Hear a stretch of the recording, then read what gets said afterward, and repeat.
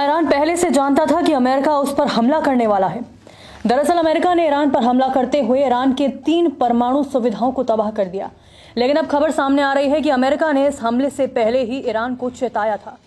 ईरानी अधिकारी ने नाम नहीं छापने की शर्त पर बताया कि 21 जून को ट्रंप प्रशासन ने ईरान को बताया था कि उसका मकसद ईरान के साथ युद्ध करना नहीं है और वो सिर्फ फोर्दो, नतांज और इस्फहान परमाणु सुविधाओं पर हमला करने वाला है।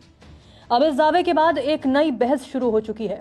मध्य पूर्व की पहले से ही जलती धरती पर एक और आग भड़क उठी है। अमेरिकी राष्ट्रपति डोनाल्ड ट्रंप ने घोषणा की है कि ईरान के 3 सबसे अहम परमाणु ठिकानों फोर्दो, नतांज और इस्फहान को पूरी तरह नष्ट कर दिया गया। यह हमला उस वक्त हुआ जब अंतर्राष्ट्रीय समुदाय उम्मीद कर रहा था कि कूटनीति की कोई राह खुलेगी, लेकिन अमेरिका ने इसके विपरीत एक ऐसी सैन्य कार्रवाई कर दी जिसने न केवल ईरान बल्कि पूरे क्षेत्र को गहरे संकट में डाल दिया है। सबसे पहले हमला किया गया फोर्दो पर, जो ईरान का सबसे सुरक्षित यूरेनियम संवर्धन केंद्र माना जाता है। ये केंद्र एक पहाड़ के करीब 90 मीटर नीचे स्थित है और अब तक सभी हमलों से अछूत था। अमेरिका ने यहाँ GBU-57 बम का इस्तेमाल किया, जिसे मैसिव ऑर्डिनेंस पेनेट्रेटर कहा जाता है। ये बम पहले जमीन में 60 मीटर तक घुसता है और फिर विस्फोट करता है। ये बम सिर्फ गहराई में छिपे सैन्य ढांचों को तबाह करने के लिए ही बनाया गया है। हमले की खास बात यह रही कि अमेरिका ने इसे मिडिल ईस्ट में मौजूद किसी एयरबेस से नहीं बल्कि सीधे अमेरिका से भेजे गए B-2 बम वर्षक के जरिए अंजाम दिया। 3 B-2 बम वर्षकों ने मिलकर 6 MOP बम गिराए। इसके बाद पनडुब्बी से दागे गए 30 टॉमहॉक क्रूज मिसाइलों ने नतांज और इस्फहान को निशाना बनाया। अमेरिकी सैन्य विश्लेषकों के मुताबिक इस्फहान पर हमला फोर्दो से भी ज्यादा मुश्किल था, क्योंकि ये ठिकाना अधिक सुरक्षा और रणनीतिक जटिलताओं से घिरा हुआ था। एक और चौंकाने वाली बात ये सामने आई है कि अमेरिका ने हमले से 24 घंटे पहले ईरान को इसकी जानकारी दे दी थी। ट्रंप प्रशासन ने ईरान को बताया था कि वे सिर्फ 3 परमाणु स्थलों को निशाना बनाए रखें, न कि पूरे देश को। यह संदेश इस उद्देश्य से भेजा गया था कि ईरान इस कार्रवाई को पूर्ण युद्ध के रूप में न देखे।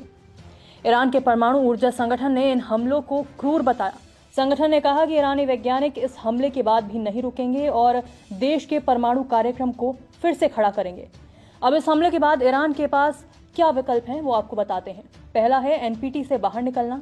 ईरान अब परमाणु अप्रसार संधि से बाहर निकल सकता है। इससे उसे IAEA के निरीक्षण से मुक्ति मिल जाएगी, लेकिन इसकी राजनीतिक कीमत बहुत भारी होगी। दूसरा है इजराइल पर जवाबी हमला करना। ईरान इजराइल के डिमोना परमाणु ठिकानों पर हमला कर सकता है। अगर ऐसा हुआ तो ये पूरे मिडिल ईस्ट को युद्ध की लपटों में झोंक सकता है। तीसरा है हॉर्मुज़ जलडंबू मध्य को बंद करना। ये एक आर्थिक परमाणु बम के बराबर होगा। दुनिया का 20% तेल इसी मार्ग से गुजरता है। ईरान इसे बंद करता है तो वैश्विक तेल संकट गहरा जाएगा और महंगाई आसमान छू सकती है।